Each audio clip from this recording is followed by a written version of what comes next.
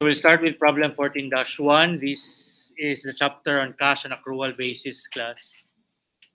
The problems that you will encounter, class, would ask you to convert amounts under accrual to cash basis and cash basis to accrual. Okay, you could be asked for amounts to be reported under accrual basis, amounts to be reported under cash basis. Now, for problem 14-1, class, the question here is,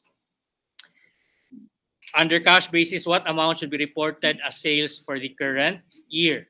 And then in this problem, you're already given with a 4,600,000. But why is our answer not 4,600,000, class?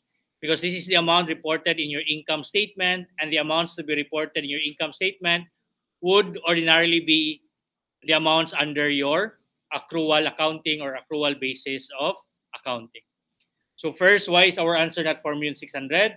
4,600,000 is under accrual, while the question asks for sales under 4,600,000.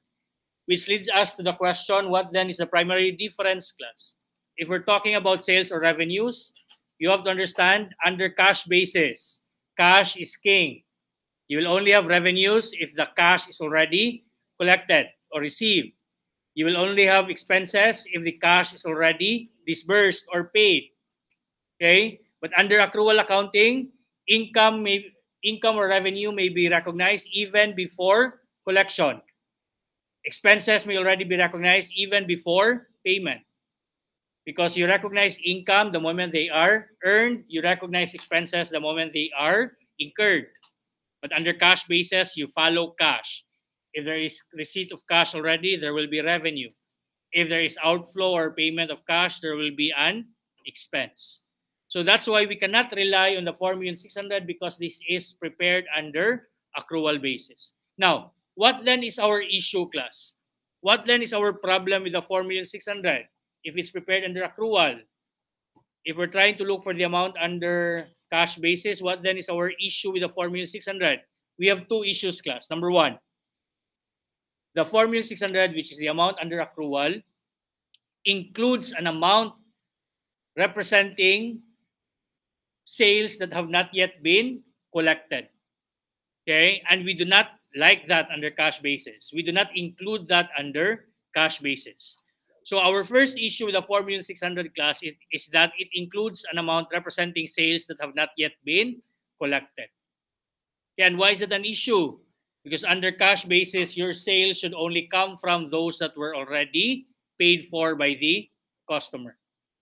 Okay? Next, what's our second issue, class? What's our second issue with the 4,600,000? It does not include those that were only collected this year. Okay? Your 4,600,000 does not include amounts that were only collected this year. Why is that an issue? Why is it an issue? Because under cash basis, no matter when it is earned, class, it will be recognized as a sales in the year in which it was collected or received. Now, you ask the question, why was it not included under accrual basis? Because again, if it was earned before, no matter if it is collected now, it will not be reported as a sales in the current period.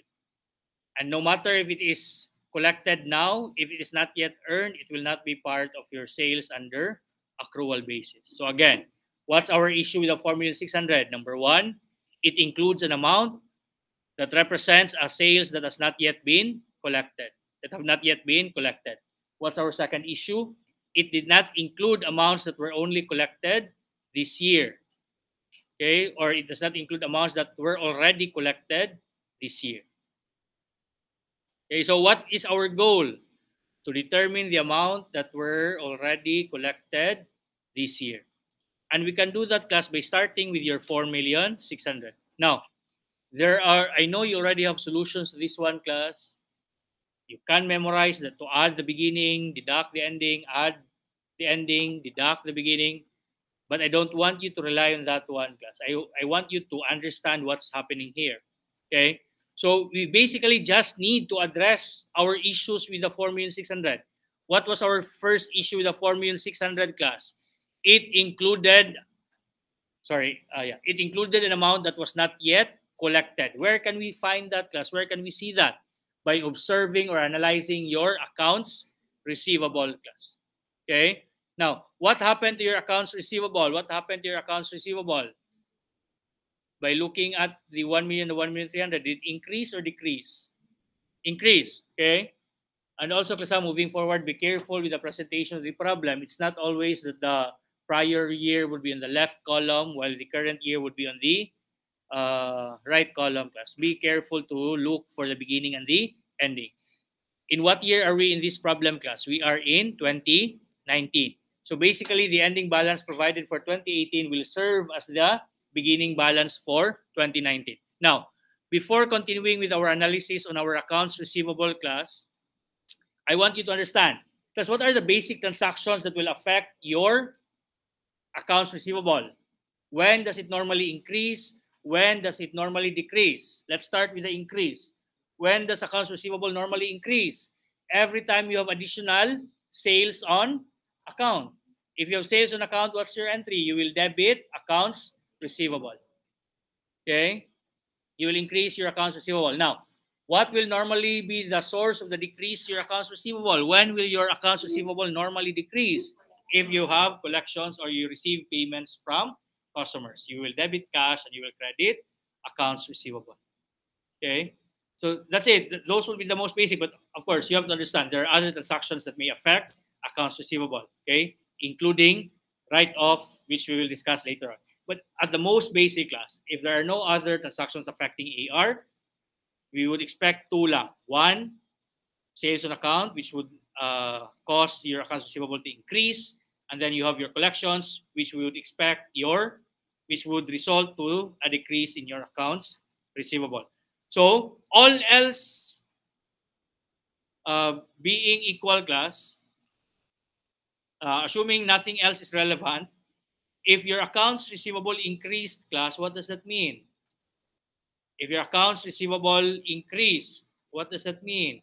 That your collections during the year was lesser than your amount of additional sales. If your AR increased during the year, what does that mean? That your collections was lesser than the sales for the current year. Inversely, that means if your accounts receivable increased, your sales on account were greater than your collections. And why is it important for us to figure that out? Because we are trying to look for your collections, class, and the problem has already given us our sales. Okay, but before continuing with that, class, I want us to adjust first the 1,300,000. Okay, you have to understand, class, that the 1,300,000 is the ending balance in 2019. What does that mean? That's after all the increases and the decreases. Okay, and what are these increases and decreases? Increase in sales on account and decrease in collection. But the problem has given us another item that will affect the balance of your AR. And what is this item, class? It is the write-off, class. Why is this relevant? Why does this affect your accounts receivable? You will now have to remember, what is your entry when you write off an accounts receivable, class? What's your entry? Will it involve accounts receivable? Yes. What's the entry for write-off? What do you do when you write off a receivable? You recognize the receivable. How do you recognize a receivable? By crediting the accounts receivable. So when you write off, class, your entry will have a credit to accounts receivable. And then the debit would be allowance for doubtful accounts. So why is write-off relevant, class? Because a write-off will directly affect your accounts receivable. Specifically, it will decrease your accounts receivable. So what does that tell us? There is a change in our receivable that was not caused by a sale or a collection. Okay, normally, again, we limited it to 2 transactions lang. What would be the common 2 transactions that will affect your receivable? Sales on account and collection. But because the problem has told us that there were write-offs, class, this tells us of another transaction that has affected your AR. Specifically, it has reduced your AR. So that's why I want you to cancel out that effect, class. Compute then first for your AR before the write-off, class. Okay, so if I will ask you, how much is the balance of your accounts receivable before the write-off, assuming the write-off was recognized at the end of the year? Your answer would be 1,350,000. You will be adding back the 50. Okay?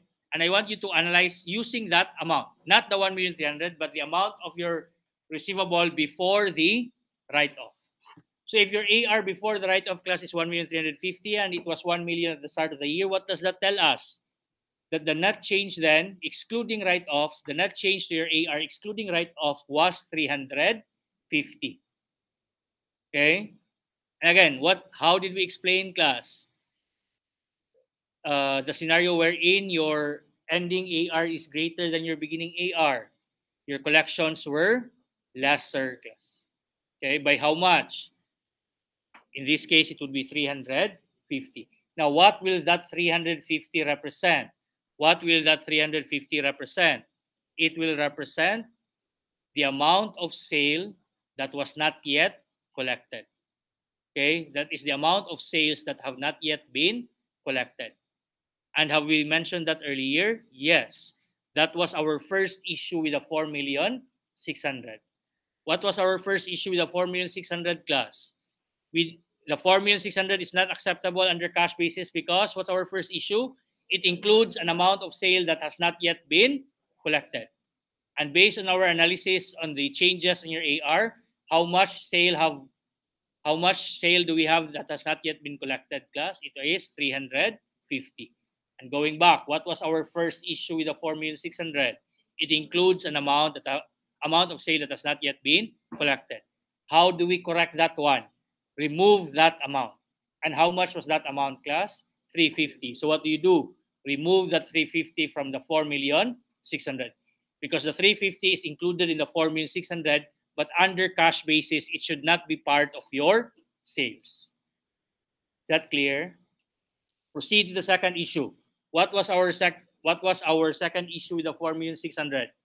It did not include amounts of collections this year which were not yet considered as sales. It did not include all collections this year. Now, where can we find that, class? What account do we have to analyze to determine that one? You look at your advances from your customers. But first, I have to make sure that you know what kind of account advances from customers is. Is this an asset or is this a liability, class? This is a liability. Okay, why is this a liability? What happens here? The customers made an advance payment. So you have already collected from your customer. But if you have already collected, class, why has this not yet been recognized as a revenue? Because this has not yet been earned. When do you earn this, class? The moment you deliver the good or service. Okay, but here, this is still considered as an advance payment because you have not yet earned this amount. Okay, and why again do you have a liability already? You have a liability because you receive cash without rendering any service, without providing any goods. You receive cash without giving back anything in return. What then is your obligation, class? What then is your obligation? Your obligation is to provide goods or services in a future date. And only then will it be recognized as a revenue under accrual accounting. But under cash basis, class, will that collection be part of your sales already? Yes. But in the 4,600,000, was that already included? No. Which again leads us back to our second issue. The 4,600,000 did not include an amount that was already collected. Because under accrual, it is not yet revenue, but under cash basis, that's why it is an issue because it should already be included. Okay? Now, what would be the basic transactions affecting your advances, class? When does it increase? When does it decrease? Advances from customers, when does it increase? Obviously, every time you collect from your customers, every time you receive advance payment. And if it increases, what do? Debit or credit advances? Credit, because it is a liability. Now, when does it decrease? The moment you have already provided the goods or service. So, it increases with additional collection, decreases with earnings class. It decreases every time it is already earned. Okay? And in this problem, those would be the only transactions that will be relevant. Okay? Now, knowing the two basic transactions affecting your advances. What does it tell us, class, if your advances increases or decreases? By the way, what happened to your advances in this problem? Did it increase or decrease? Did it increase or decrease? Increase by 100,000. So what does it mean? Your collections, class, the advance payments have exceeded the portion you have already earned. Okay? The services you have provided is lesser than the amount of advance payments you have received. Okay? And by how much? By how much does the advance payment exceed the earned payments, class? By how much is the advance payments greater than the earned payments? 100,000. And the problem is this 100,000 already included in the 4,600,000? No, that's our second issue. Should it be included under cash basis? Yes. And how do we correct that one? By adding the 100,000. So to get then the sales revenue under cash basis, class, address our two issues. What are our two issues? Number one, it includes an amount that has not yet been collected. It is an issue because under cash basis, it should not be included. What is our second issue? It does not include an amount that has been already collected. It is an issue because under cash basis, it should be included. And how do we correct this one? 4,600,000 minus, how much are we going to deduct, class? 350, and then you add 100,000. That will give you 4,350,000. And that will be the answer.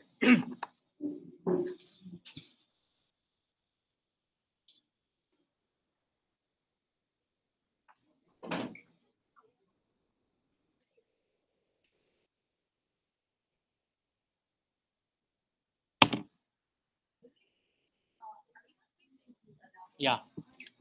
The allowances in this problem, class, would be irrelevant. Why?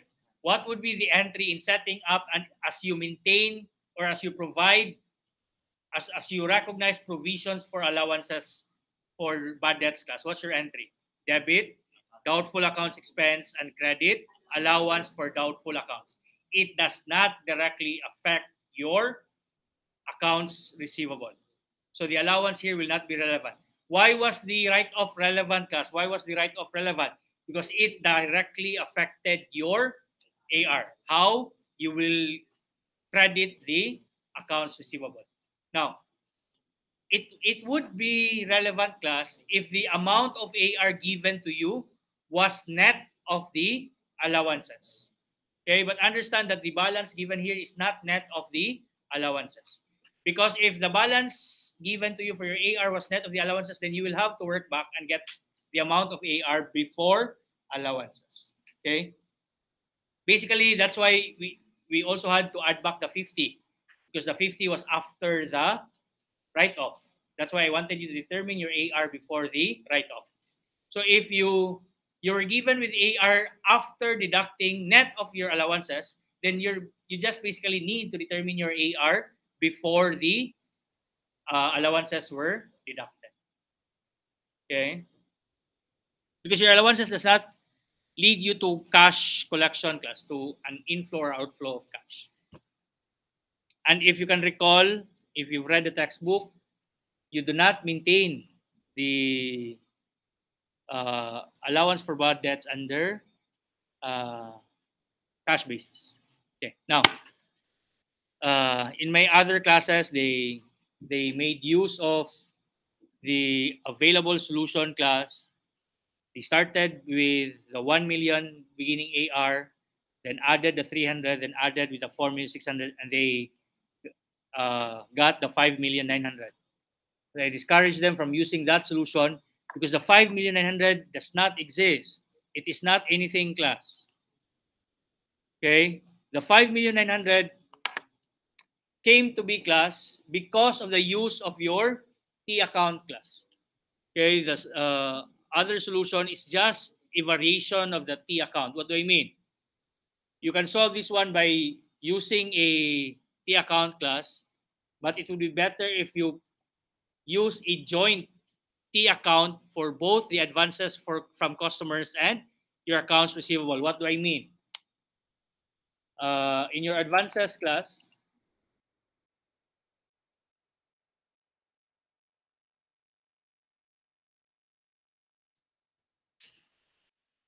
they will have common behavior class. For example, if you prepare the T account for your accounts receivable class, where will you place the beginning balance class? In which side will you place the beginning balance of your accounts receivable? It would be on the debit side. Okay. Okay. And then, how about the ending balance of your AR? Where will you place the ending balance of your AR? If the beginning balance is on the debit side, then the ending balance of your AR would be on the credit side. Okay. And then for your advances from customers, again, what kind of account is your advances? Liability. Okay, so where will you place the beginning balance of your advances from customers? It would be on the credit side. And of course, the ending balance of your advances would be on the debit side. Okay, now, what did we say would be the source of increase to your AR class? What did we say was the source of the increase in your AR? Sales on account.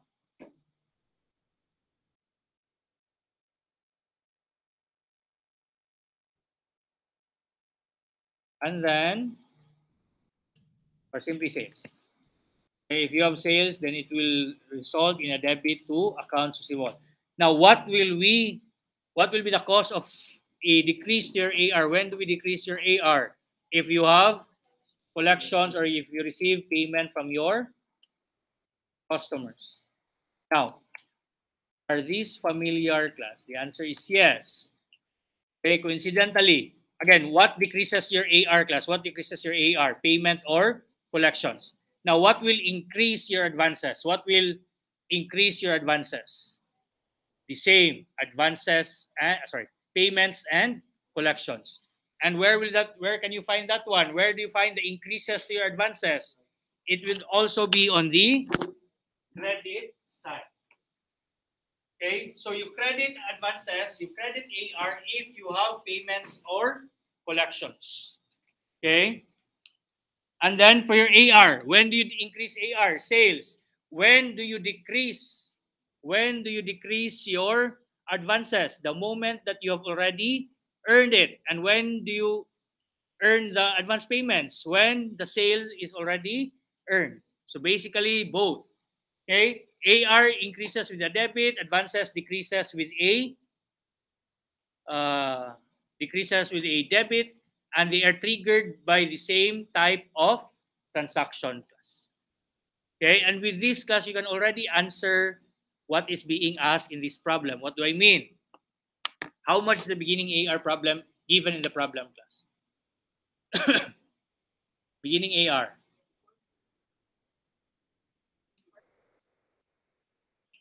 Given in the problem, accounts receivable, 1 million. Ending AR. Now, again, we can insert their class the write-offs. Let me just insert the write-offs.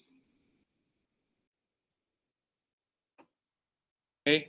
But again, to simplify class, to limit lang the transaction into two, I'd rather you solve for your AR before the write-offs.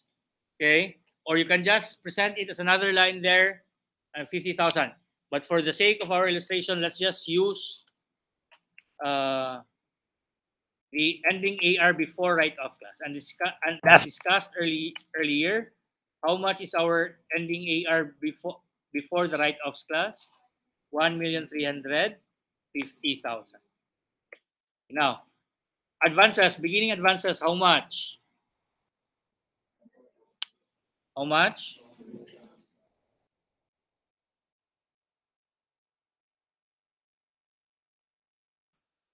$200, and then the ending advances would be 300.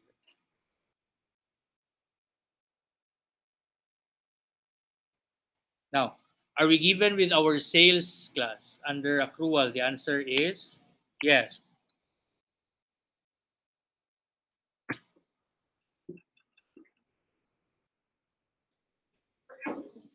This 300.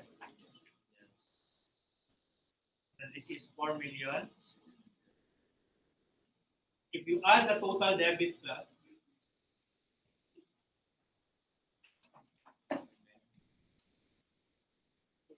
if you add the total debit class,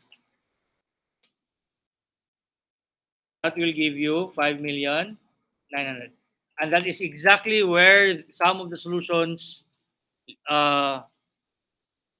lead to class when they talk about 5,900,000. But this is nothing, this is not anything class. It's just the total of the debit postings class. Why is the 5,900,000 useful? Why is the 5,900,000 useful? Because if the total debits is 5,900,000, what does that tell you? That the total credits must also be 5,900,000. Okay.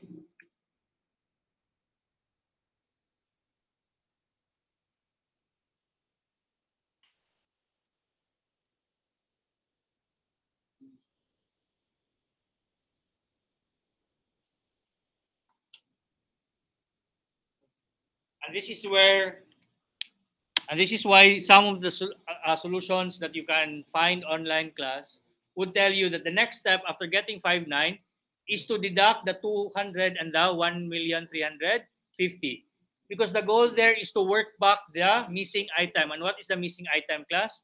The amount of collection or payments received from customers. Okay, but really the 5,900,000 here is not important class. Okay, so if that's the case, if the total credits must also be 5,900,000 and your beginning advances is 200 and your ending AR before write-offs class is 1,350,000, that means the collections for sales would be 4,350,000, and that is exactly what we are looking for. So that's why the answer here is 4,350,000. So you can use this one. I'd rather you use this one than the one where you will have to memorize add beginning, add ending, deduct beginning, deduct ending class. This is what's happening. That's why that is the solution. Okay? Or without using the account, just understand what you're trying to do. What are you trying to do? You're trying to convert 4,600,000 into the sales under cash basis. And what's the issue with the accrual basis revenue? Number one, it includes an amount that has not yet been collected. Number two, it did not include amounts that were already collected. And how do we address the first issue? Deduct the amounts that were not yet collected. How do we address the second issue? Add the amount that was already collected. Okay? For the first issue, add the amount, deduct the amount that was not yet collected, that is not part there. For the second issue, just add the amount that was already collected but was not yet included there. Okay? I hope you understand.